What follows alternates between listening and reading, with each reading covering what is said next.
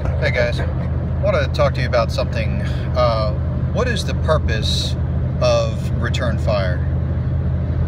What, I guess for that matter, you could even take it one step further on what is the purpose of fire itself. Not fire, obviously, a flame, but of putting rounds downrange on a target. What is the purpose of that?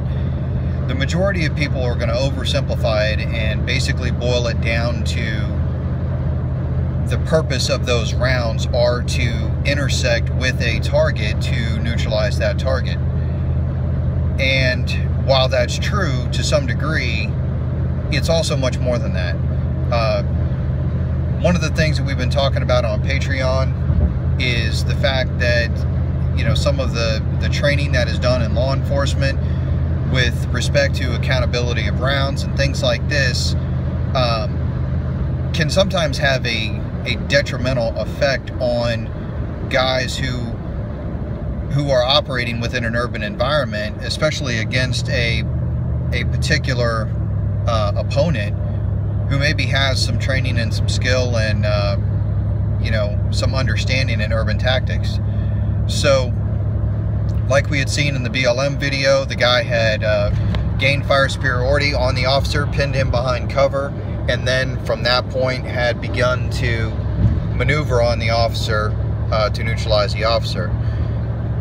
The point being is that the rounds that you put down range, whether they're return fire or initiating fire, they're not just intended to intersect a target to neutralize that target.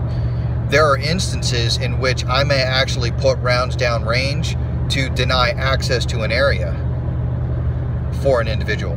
I may put rounds down range to, for instance, in the case of the BLM attacker, he put rounds down range on that column to pin that officer behind the column so that he could maneuver. This is just a basic fundamental principle in urban tactics, in small unit tactics in general. Reaction to contact is more than just seeing where the contact is coming from and then putting rounds down range in that same area.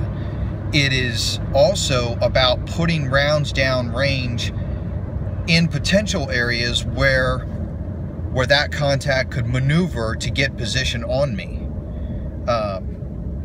So you need to start thinking about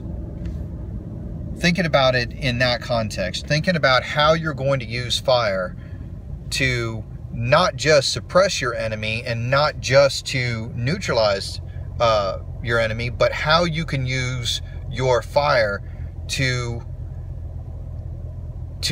deny access to certain areas so that that enemy cannot maneuver on you.